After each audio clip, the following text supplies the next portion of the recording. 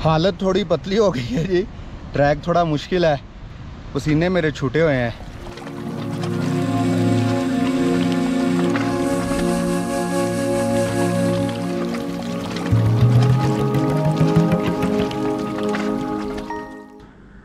अस्सलाम वालेकुम and good morning from Gilgit. उम्मीद करता हूँ आप सब लोग खैरियत से होंगे और मेरी जीबी ट्रैवल सीरीज़ को एंजॉय कर रहे होंगे। कल रात मैंने ट्रैवल किया हुंजा अताबाद लेक से लेके ये गिलगित के एक सिटी है दन्योर। गिलगित शहर यहाँ से तकरीबन 7-8 किलोमीटर के फासले पर है।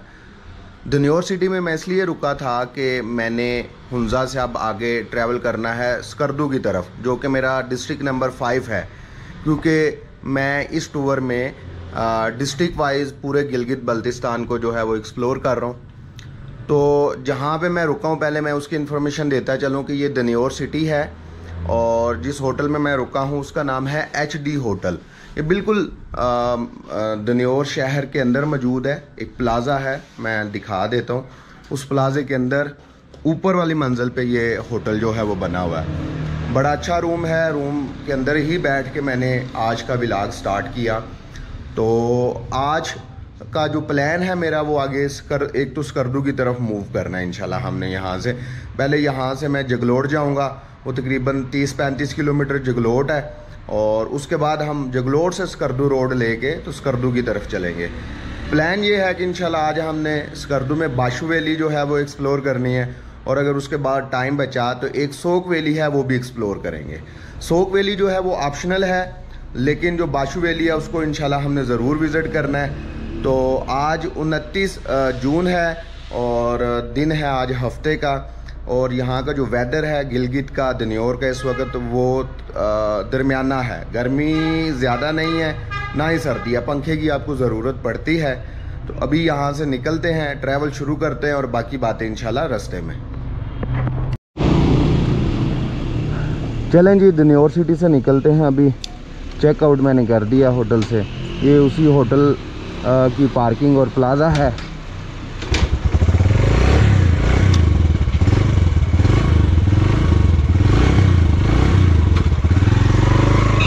सबसे पहले अगेन मैं बताता चलूँ कि इस टूर के दौरान मेरी बहुत सारी चीज़ें जो व्लॉगिंग की हैं, बाइक की हैं, वो ख़राब हो रही हैं। माइक मेरा ख़राब हो चुका है गोप्रो कैमरे का, तो आवाज़ थोड़ी शायद कम ज़्यादा हो सकती है। माइक न्यू लिया था लेकिन वो भी काम नहीं कर रहा, तो इस वजह से मैंने कहा व्लॉग के शुरू में ही बता दूं कि भाई आवाज़ में कोई कमी बेशी हो सकती है। अभी दन्योर सिटी में एक पुराना सस्पेंशन हैंगिंग ब्रिज है और एक टनल है, वो दिखाते हैं। चलें जी, अल्लाह ताला का नाम लेके निकलते हैं। बिस्मिल्लाहिर्रहमानिर्रहीम। हम यहाँ से पहले राइट साइड पे जाएंगे दन्योर मेन बाज़ार के अंदर। यहाँ पे दन्योर चौक है, इधर से हमने लेफ़्ट साइड पे जाना है, और यहाँ से तकरीबन 1-1.5 किलोमीटर के फासले पे जो है वो दन्योर की पुरानी टनल है और यहाँ पे सस्पेंशन ब्रिज है। और पुराना ये रास्ता इस्तेमाल होता था आगे हुंजा और नलतर जाने के लिए। अब इस रास्ते को बंद कर दिया गया गाड़ियों के लिए। तो दन्योर सिटी के अंदर ये एक हिस्टोरिकल ब्रिज है और टनल है। मैंने कहा चलें आपको ये भी 1 मिनट में दिखा देते हैं। गवर्नमेंट ने इसको फ़ोटो वाक प्रोजेक्ट का नाम दे के इसको महफूज किया है। तो ये देखें कितने कमाल की जगह है। ये टनल से गुज़र के अब बाइक नहीं आपका आएगा, यहाँ पे गाड़ी भी नहीं आएगी, लेकिन जिधर आपकी बाइक या गाड़ी खड़ी होगी वहाँ से 2-3 मिनट की वाक है। तो आप ये टनल से गुज़रेंगे। टनल मेरे ख्याल में तकरीबन मेरे अंदाजे मुताबिक 60-70 मीटर लंबी है। तो इस टनल के बाहर ब्रिज है, वो भी मैं आपको दिखाता हूँ।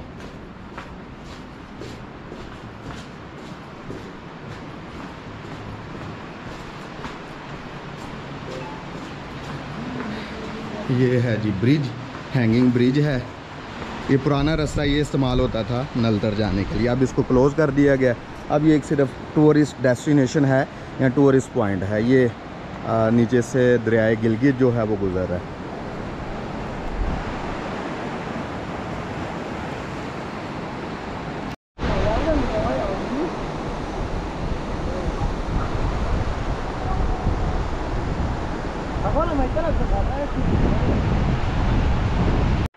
अभी मैं दनियोर शहर से बाहर निकल आया हूँ। ये ब्रिज दरियाए गिलगित के ऊपर तमीर किया गया है। ब्रिज की दाईं साइड पे जितना एरिया नज़र आ रहा है ये गिलगित शहर है, और अगर आप इस ब्रिज से बाईं साइड पे जाते हैं तो फिर आप वापस जगलोट वाली साइड पे जाएंगे, इधर लेफ़्ट वाली साइड पे, और सामने एक चौक आने वाला है नादे अली चौक। उधर से अगर आप राइट वाली साइड पे जाते हैं तो आप जाएंगे गिलगित शहर के अंदर, और लेफ़्ट वाली साइड जो है वो हमारी आज की जो है वो जर्नी है, जहाँ से हम पहले जगलोट पहुँचेंगे और फिर इंशाल्लाह स्कर्दू वाली साइड पे हम ट्रैवल करेंगे।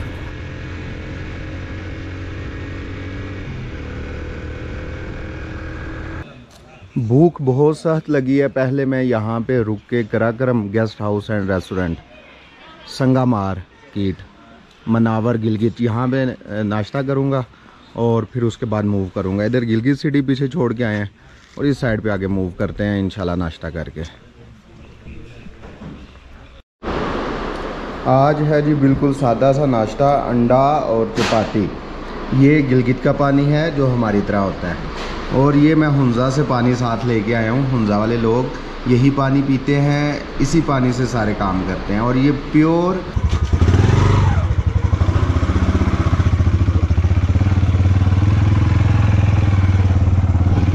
चलें जी एक दफ़ा फिर से अल्लाह ताला का नाम लेके सफ़र शुरू करते हैं जगलोट का। पहले नाश्ता ठीक था, बस वो पेट्रोल जाना चाहिए जिस्म के अंदर। आज मैंने कहा थोड़ा डिफरेंट करते हैं। पहले 2-3 दिन जो है वो मैं यहाँ के जो ट्रेडिशनल फूड है वो ट्राई करता रहा हूँ। आज जो है वो मैंने पंजाब वाला नाश्ता किया है तकरीबन। अल्लाह करे बादल बने रहे, वरना तो गर्मी हुई है यहाँ पे काफ़ी ज़्यादा और पसीना भी आ रहा है।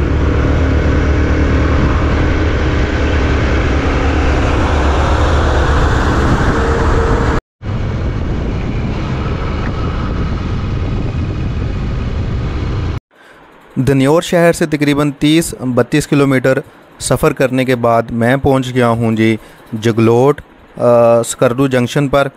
यहाँ से अगर आपने वापस इस्लामाबाद वाली साइड पे जाना है तो आप दाईं साइड पे या बिल्कुल सीधा जाएंगे, और स्कर्दू का रास्ता बाईं साइड पे निकलता है। ये एक चौक यहाँ पे बनाया गया है जिसको जगलोट स्कर्दू जंक्शन बोलते हैं, और यहाँ पे मारहोर का एक जो है वो स्टैचू भी लगाया गया। यहाँ पे काफ़ी ज़्यादा तादाद में टूरिस्ट खड़े होकर पिक्चर्स वगैरह और वीडियोस वगैरह बनाते हैं। ये एक सियाहती पॉइंट बन चुका है जब से ये नया रोड बना है JSR का। सामने ऊपर डायरेक्शन के लिए बोर्ड भी लगाए गए हैं, हपलू का, दाम्बूदास का और स्कर्दू का बताया गया है। अभी ये सामने जो ऊपर रोड नज़र आ रहा है, मैं इधर से जो है वो ट्रैवल करके आया हूँ, और अब मैंने नीचे वाले रोड पे ट्रैवल करके तो दरियाए गिलगित को पार करके दूसरी साइड पे जाना है। ये है जी ब्रिज जो कि दरियाए गिलगित के ऊपर बनाया गया। इसको जैसे ही हम क्रॉस करेंगे तो आगे ये जो रोड जाता है ये अब स्कर्दू वाली साइड पे जाएगा, और स्कर्दू का यहाँ से फासला तकरीबन 170 किलोमीटर है, और रोड जो है वो बड़ी अच्छी हालत में है। जगलोट स्कर्दू जंक्शन वो मकाम है जहाँ पे दुनिया के 3 बड़े पहाड़ी सिलसिले आके मिलते हैं। मेरे सामने जो पहाड़ी सिलसिला है ये हिमालय माउंटेन रेंज है, दाईं साइड पे जो आपको नज़र आ रहा है ये हिंदुकुश माउंटेन रेंज है, और मेरी बाईं साइड पे आपको कराक्रम का पहाड़ी सिलसिला जो है वो नज़र आ रहा है। और ये तीनों पहाड़ी सिलसिले इस जगह पे आके मिलते हैं, जबकि सामने एक पॉइंट बनाया गया है जिसको 3 माउंटेन जंक्शन पॉइंट बोलते हैं, जिसको मैं नलतर वाले व्लॉग में एक्सप्लेन भी कर चुका हूं। तो वहां से खड़े होकर आप इन 3 पहाड़ी सिलसिलों के मिलाप वाला जो व्यू है उसको एंजॉय कर सकते हैं। जगलोट स्कर्दू रोड JSR ये खुश्क तरीन और पथरीला रोड है। यहाँ पे आपको ज़्यादातर जो है वो खुश्क और पथरीला रोड ही मिलेगा। 20 किलोमीटर ट्रैवल करने के बाद जगलोट से ये पहला गांव आया है हरामोश के नाम से। काफ़ी गर्मी है यहाँ पे, तो मैं पहले यहाँ पे रुक के पानी पीता हूँ, और पानी पीने के बाद आगे जो है वो सफ़र को इंशाल्लाह कंटिन्यू करते हैं। अल्लाह का शुक्र है जी, पानी पीने को मिल गया। छोटे से वक्फे के बाद दोबारा सफ़र को शुरू करते हैं। हरामोश गांव वो गांव है जहाँ से कुतवाल लेक का ट्रैक निकलता है। कुतवाल लेक जो है गिलगित बल्तिस्तान की इंतहाई खूबसूरत लेक है, और उस लेक के पीछे आप हरामोश पी का जो है वो व्यू ले सकते हैं। ये मेरी लिस्ट में शामिल है ये वाली लेक भी, लेकिन इंशाल्लाह इसको फिर किसी टूर में हम जो है वो मुकम्मल करेंगे। अभी हम स्कर्दू की तरफ जाएंगे। हरा मोज से अगला जो गांव है वो है ससी, और इन दोनों गांवों के दरमियान जो फासला है ये तकरीबन 7 से 8 किलोमीटर के दरमियान है। जगलोट स्कर्दू रोड JSR अपने आप में एक अजूबा है। इस रोड को बनाना एक इंतहाई डिफ़िकल्ट टास्क था। उसकी वजह यह है कि रोड की दोनों अतराफ बड़े बड़े देव हेकल पथरीले पहाड़ हैं। यहाँ पे आपको दूर दूर तक दरख्तों का नामो निशान नहीं मिलेगा। इसके अलावा जो पीने वाला पानी है वो भी आपको काफ़ी फासले पर जाकर मिलता है। अक्सर जो लोग इस रोड पर पहली दफ़ा ट्रैवल करते हैं वो ट्रैवल करते हुए अक्सर खौफ ज़्यादा दिखाई देते हैं। उसकी एक वजह यह है कि एक तरफ इसकी गहराई में दरियाए सिंध बह है और दूसरी तरफ खुश्क पथरीले और नोकदार जो हैं पहाड़ हैं। तो इस रोड पे जब भी आप लोग ट्रैवल करें तो इंतहाई देखभाल कर और इंतहाई जो है वो केयर के साथ यहाँ पे ट्रैवल करें। चलें जी, मैं आपको एक खूबसूरत वाटरफॉल दिखाता हूँ। तकरीबन 65 किलोमीटर 65 किलोमीटर मैंने बाइक जो है चला लिया है, और 65 किलोमीटर के इस सफ़र में ये मुझे पहली वाटरफॉल नज़र आई है जो इस रोड पे मुझे मिली है। ये देखें जी, काफ़ी ऊंची है। ओए हो, ये देखिएगा।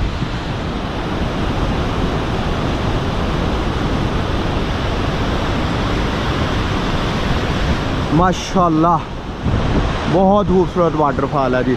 और ये स्कर्दू की तरफ से आता, ठाठे मारता दरियाए सिंध।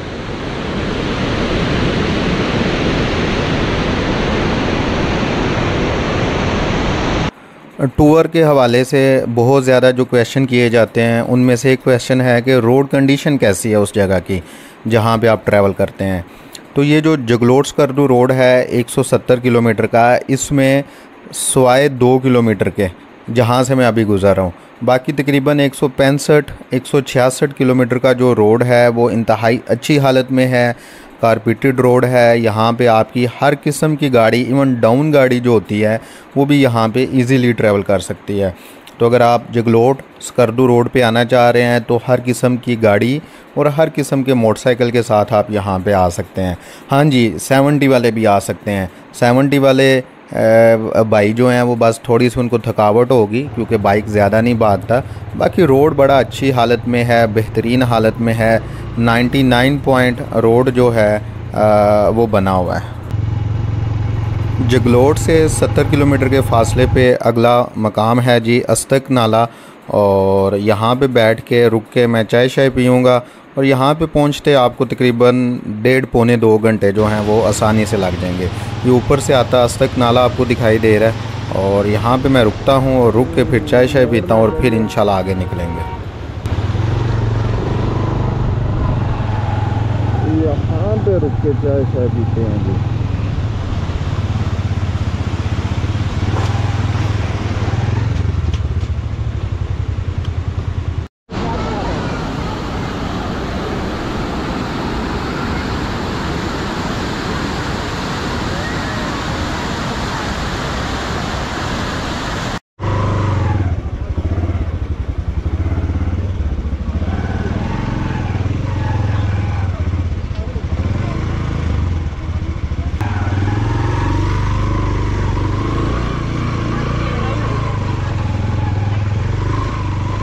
लो जी, चाह मैं पी ली जे, मौसम ही हो गया जे थोड़ा जहा मज़ेदार।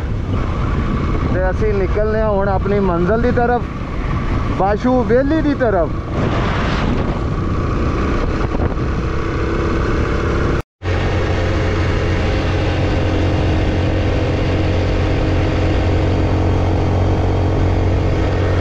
पानी का नाम है जी ज़िंदगी। जिधर भी आपको कोई छोटा मोटा चश्मा या आबशार नज़र आएगी वहाँ पे टूरिस्ट भी आपको लाजमी नज़र आएंगे। पानी के बगैर ज़िंदगी का तस्वर ही जो है वो मुमकिन नहीं है, और जहाँ पे पानी होगा वहाँ पे आपको छोटी सी कंटीन या कोई होटल या रेस्टोरेंट भी लाजमी मिलेगा, जहाँ पे बैठ के आप चाय शाय या खाना शाना जो है वो एंजॉय कर सकते हैं। ज़्यादातर ये रास्ता मैंने पथरीला जो है वो सफ़र किया है, और अब कुछ आहिस्ता आहिस्ता जो है हरियाली दाएं बाएं नज़र आना जो है वो शुरू हो रही है।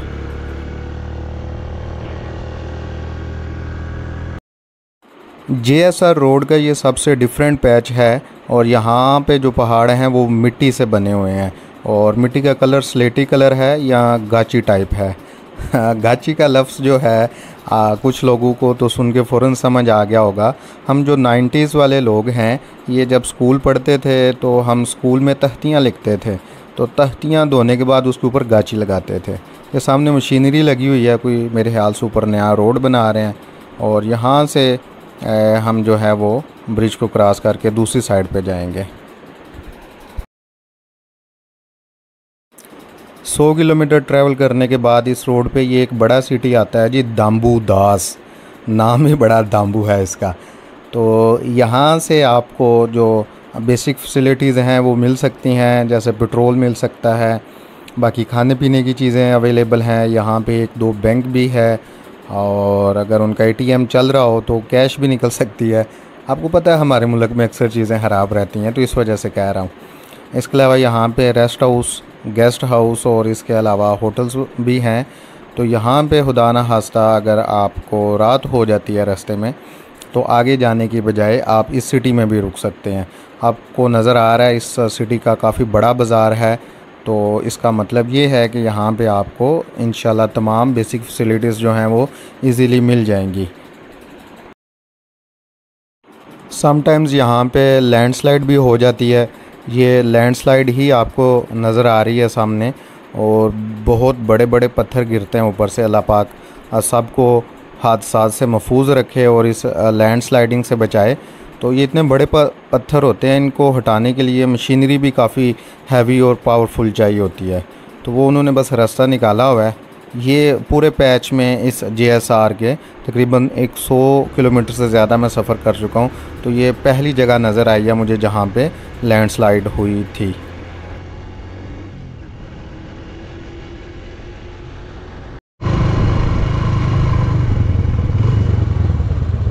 अस्सलाम वालेकुम जी।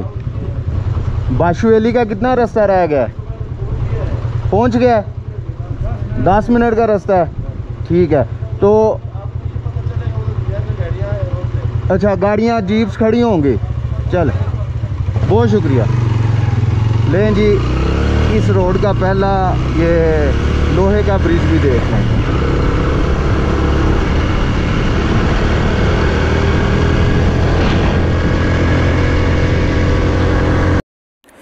इस वक्त मैं स्कर्दू की सब डिवीज़न तहसील रोंदू से गुज़र रहा हूं, और ये रोंदू का गांव है तोंगस, और ये काफ़ी हरा भरा है। एक बात यहाँ पे ये भी बताता चलूँ कि कुछ लोग कहते हैं कि रोंदू जो है वो डिस्ट्रिक्ट बन चुका है, तो मैंने इसको कंफर्म किया है। रोंदू अभी तक जो है वो ऑफिशियली डिस्ट्रिक्ट नहीं बना, इसकी बात चल रही होगी, लेकिन अभी तक रोंदू जो है वो स्कर्दू की तहसील ही है जी। लें जी, बोर्ड तो लगा सामने मुझे नज़र आ गया बशु वैली का। तो यहाँ तक जो फासला बना है जगलोट से वो तकरीबन 135 किलोमीटर बना है, और मुझे यहाँ पे पहुँचते पहुँचते तकरीबन 3-3.5 घंटे जो हैं वो लग गए हैं। तो अभी हम ऊपर वाली साइड पे, दाईं साइड पे वादी के अंदर जाएंगे। ये आ गया जी जीप अड्डा, जहाँ से आपको जीप मिलेगी बशु के लिए, क्योंकि आगे ऑफ रोड है। वहाँ पे सिर्फ 4x4 गाड़ी जाती है। अगर आप अपनी गाड़ी पे आए हैं तो यहाँ पे पार्क करेंगे और फिर जीप लेके यहाँ से जाएंगे। मैं आपको बता देता हूँ, किसी से पूछ के जीप वाले कितना रेंट ले रहे हैं आजकल। अस्सलाम वालेकुम लाला, क्या हाल है? ठीक है। कितना रेंट ले रहे हैं जीप वाले? जीप वाले 10,000। 10,000 आने जाने का? तो ये रास्ता कितना है? है कोई 1 घंटे 20 मिनट, 1.5 घंटे का रास्ता है। 1.5 घंटे का। किलोमीटर में कितना बनता है, कोई आइडिया है? किलोमीटर में तकरीबन 12 से 14 किलोमीटर। और ये जो रिसेंटली वो हादसा हुआ किस जगह पे हुआ था? वो ऊपर पहुँचते तो कोई बंदा बचा था या सारे? 3 बच्चे 3 बचे थे या डेथ हो गई? बंदे नहीं, बच गए थे 3?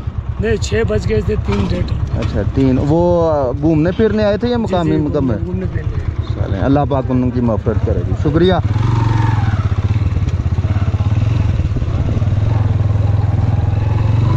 रावलपिंडी इधर से 600 किलोमीटर है।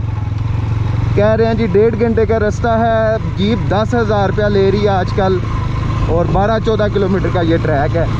मैं भी देख लेता हूँ जी, 650 पे मेरा नीचे वाला मीटर है। तो देखते हैं किधर जाके बाशु वैली आती है जी। मुअल्लक पुल बशु आ गया। पुल की लंबाई 450 फीट है, और यहाँ पे बहुत सारे लोग वीडियोस बनाते हैं और फिर वो रील्स बनाते हैं। बेसिकली ये जो ब्रिज होते हैं ना, ये हवा में लटके होते हैं, तो ये रोड के साथ नहीं जुड़े होते। तो यहाँ पे बड़े ही एहतियात से गाड़ी चढ़ानी पड़ती है, क्योंकि बाज़ औक़ात ब्रिज हवा की वजह से ना हिल रहा होता है। ये देखें, मैं आपको दिखा रहा हूँ। ये मैं दूसरी दफ़ा आ रहा हूँ जी बशु वैली। पहली दफ़ा ज़िंदगी में तब आया था जब मैं पहली दफ़ा गिलगित बल्तिस्तान 13-14 साल पहले आया था। तब इस वाटरफॉल के नीचे खड़े होने की जगह थी, बंदा जा सकता था पैदल चल के। अब तो दरिया आ गया इसके नीचे। एक वाटरफॉल इधर भी गिर रही है, अच्छा खासा पानी ऊपर से आ रहा है जी।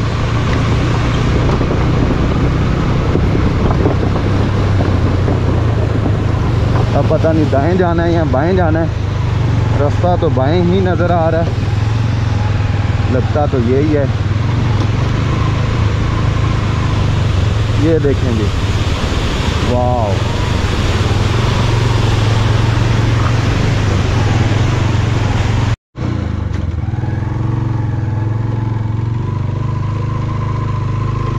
ये जी हम उस गांव में से गुजर रहे हैं, और इसी गांव में से गुजर के ऊपर जाना है। रास्ता अच्छा खासा ऑफ रोड है स्टार्ट से ही जी।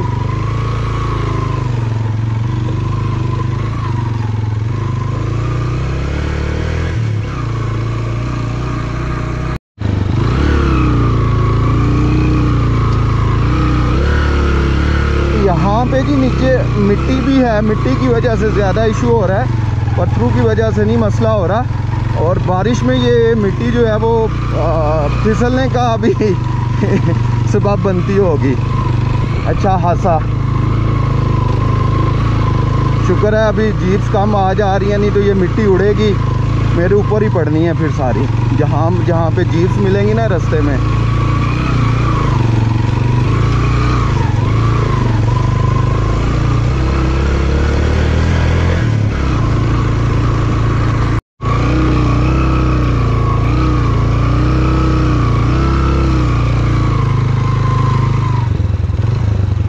वो है जी सामने जगलोट स्कर्दू रोड, और वो जीप अड्डा जहाँ से मैं अभी उतर के नीचे आया हूँ, और अब दोबारा से ऊपर जा रहा हूँ बाशु वैली की तरफ।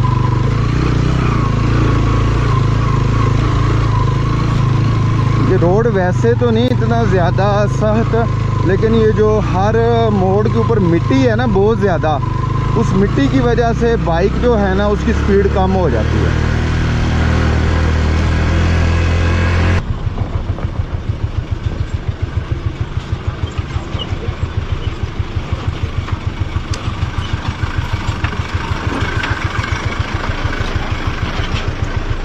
ये हाल होता है जी, अगर जीप आ जाए तो आपको रुकना भी पड़ेगा, मिट्टी भी आपके ऊपर ही पड़ेगी, और फिर आप बाइक ने यहाँ से चढ़ते हुए अच्छा खासा ज़ोर लगाना है, क्योंकि अब आगे चढ़ाई है और बाइक रुक गया हुआ है।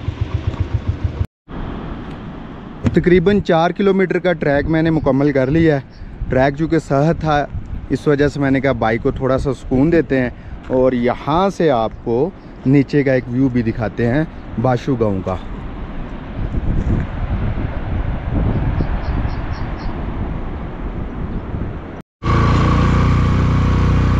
छोटे से रेस्ट के बाद 5 मिनट के बाद दोबारा से मैंने सफ़र शुरू किया है।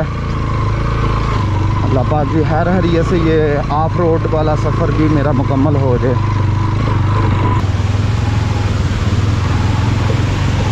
ये है जी वो नाला जो नीचे भी मैंने आपको दिखाया था। ओए मैं गिरने लगा था। और यही बेवकूफ़ी मैं करता हूँ बाज़ औक़ात कि ध्यान दूसरी तरफ कर देता हूँ और किसी चीज़ से अटक के ना तो टायर स्लिप कर जाता है। शुक्र है ज़्यादा मसला नहीं हुआ। अच्छा जी, यहाँ पे इस ट्रैक के दोनों अतराफ खुबानी और शतूत के दरख्त लगे हुए हैं।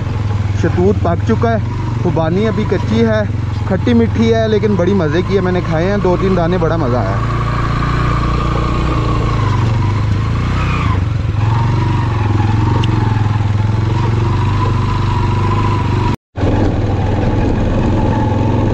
चलें जी, मैंने सोचा है 2-3 दिन हो गए मैंने हैंडल का जो ये 360 माउंट है उसका यूज़ नहीं किया, तो वो इस्तेमाल करके आपको दिखाता हूँ।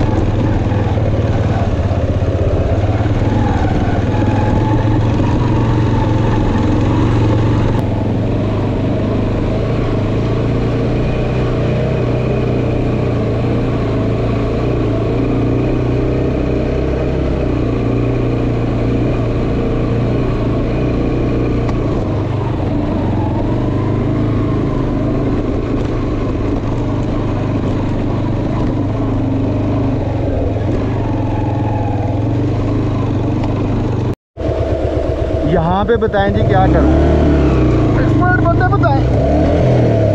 पीछे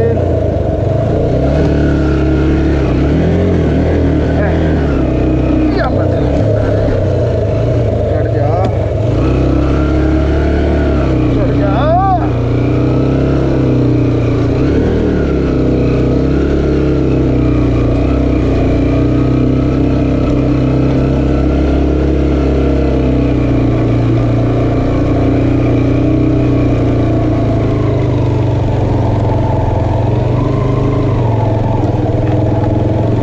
एक तो जिगजैग करके निकाली है मैंने ना, 5-6 दिन पहले फेरी मेडोज़ का ट्रैक किया था 18 किलोमीटर का किसी बाइक पे। पूरे रास्ते में एक भी इतनी मुश्किल जगह नहीं थी आई जितनी ये मैंने अभी आपको कैमरे में दिखाई है, पूरे 18 किलोमीटर के ट्रैक में। और बाइक ने एक दफ़ा भी नहीं था कहा भाई मेरा ज़ोर लग रहा है या मैंने नहीं चढ़ना। अभी ये मैंने बाशु का सिर्फ 6-6.5 किलोमीटर ट्रैक किया है और 3-4 अच्छे खासे सख्त पैच आए हैं। एक मैंने आपको दिखा भी दिया है और इसको चढ़ाते हुए मेरा भी सांस चढ़ गया भाई।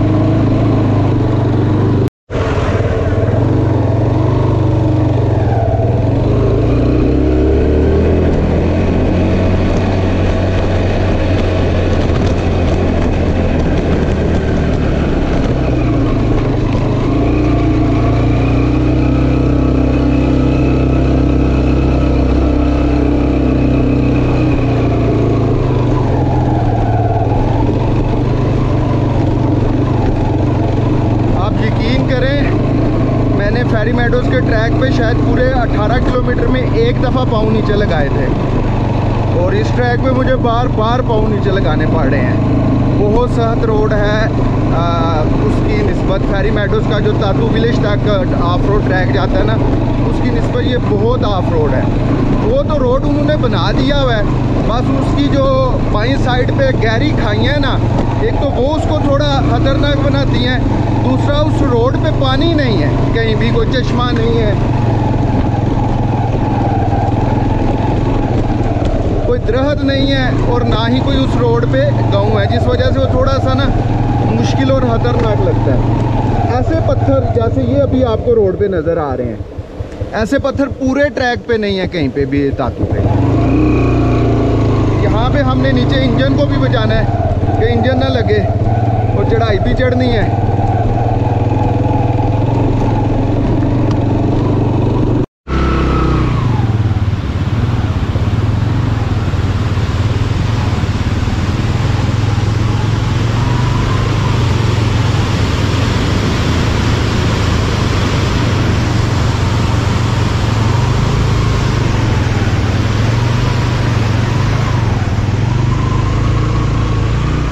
यही रास्ता जा रहा है ऊपर, शुक्रिया। वो एक पुल की दूसरी साइड पे भी रास्ता जा रहा था ना, इस वजह से मैंने कंफर्म कर लिया।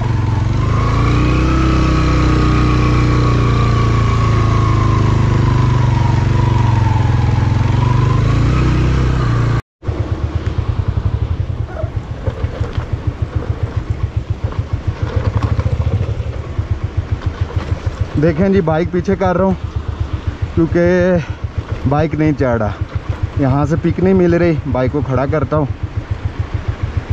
फिर आगे जाऊँगा, इसलिए पीछे कर रहा हूँ कि अगर रास्ता नहीं है, अगर जीप आ गई तो वो मेरे से तंग होगा। खड़ा करता हूँ अब कहीं पे इसको। हालत थोड़ी पतली हो गई है जी, ट्रैक थोड़ा मुश्किल है। बाइक साइड पे खड़ा किया ताकि बाइक को थोड़ा सा सुकून आए। पसीने मेरे छूटे हुए हैं, ये चढ़ाई थोड़ी मुश्किल है, चढ़ाई पे इसको खड़ा किया है। अभी बस 1 मिनट में निकलता हूँ।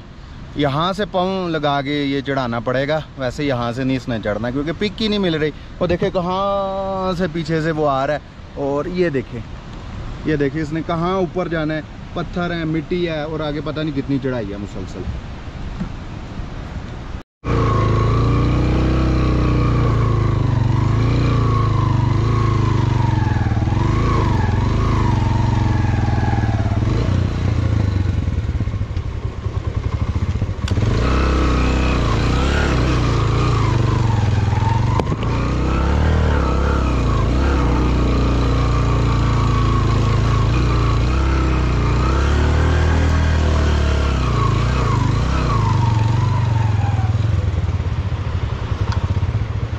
उफ, ये जी उतार के चढ़ा है मैंने ये थोड़ा सा।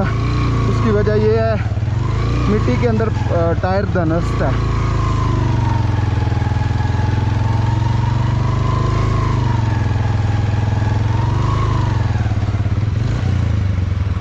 अगर आपने अपनी ऑफ रोडिंग स्किल्स टेस्ट करनी है या ऑफ रोडिंग को एंजॉय करना है तो एक दफ़ा ज़िंदगी में बशू वैली का ज़रूर ट्रैक करें।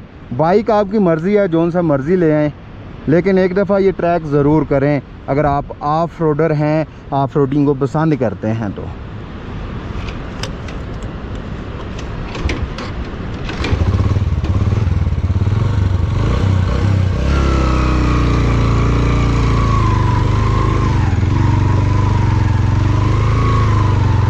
साढ़े 9 किलोमीटर का ट्रैक कर चुका हूँ जी मैं। देखते हैं टोटल कितना ट्रैक है।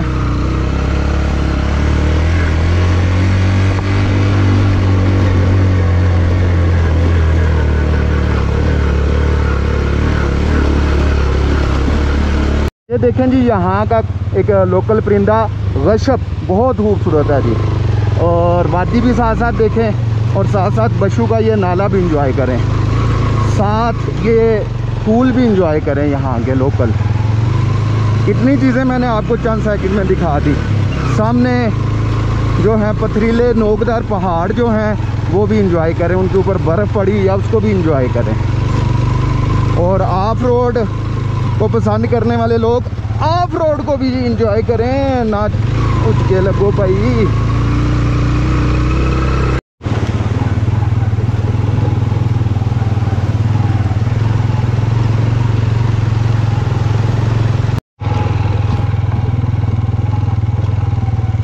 माशाल्लाह जी माशाल्लाह, रास्ते में जितनी मुश्किल देखी है उसके बाद ये वाकई खूबसूरत है। इस वैली के अंदर से बहुत बड़ा नाला गुजर है और इसी नाले को एंजॉय करने लोग यहाँ पे आते हैं। देखते हैं जी, कहीं पे बाइक को पार्क करते हैं और उसके बाद कुछ खाते पीते हैं। मेरी तो मत बजी हुई है।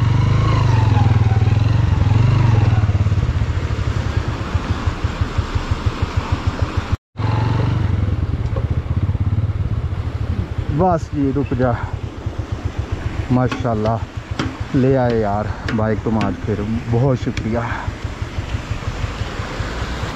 चलें जी, इस लकड़ी के ब्रिज से गुज़र के चलते हैं आगे, और कहीं पे बैठ के पहले सूखा सांस लेते हैं और फिर आए कोई नज़ारे देखते और आपको दिखाते हैं।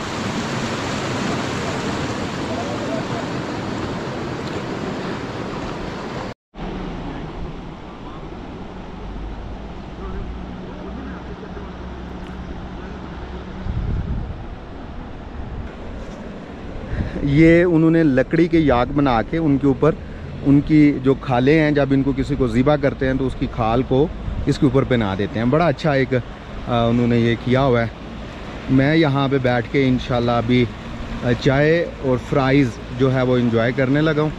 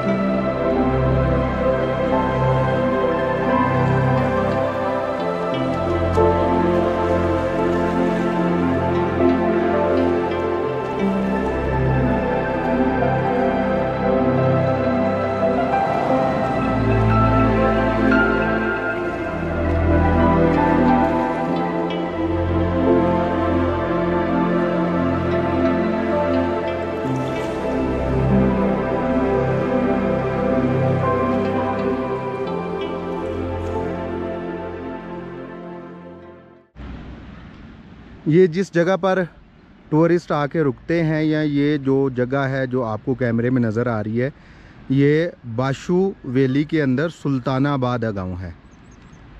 और ये सुल्तानाबाद का एक छोटा सा प्राइमरी स्कूल है, ये वाला। ये तकरीबन 2014 में बना था यहाँ पे।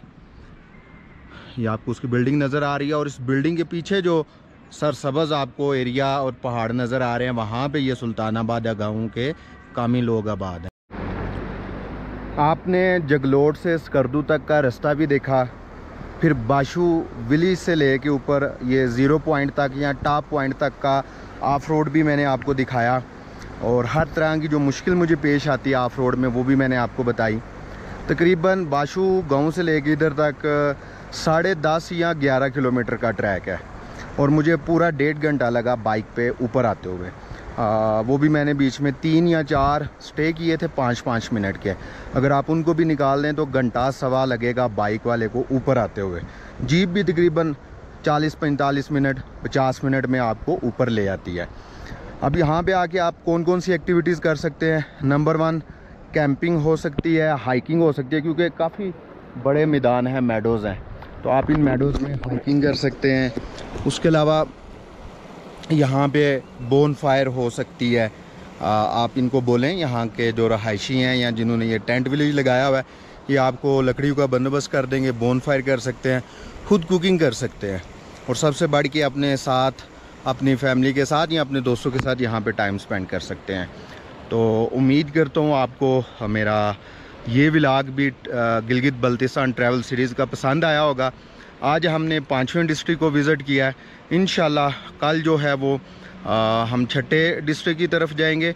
यहाँ ये भी हो सकता है कि कल का दिन मैं स्टे करूँ, मतलब रेस्ट करूँ।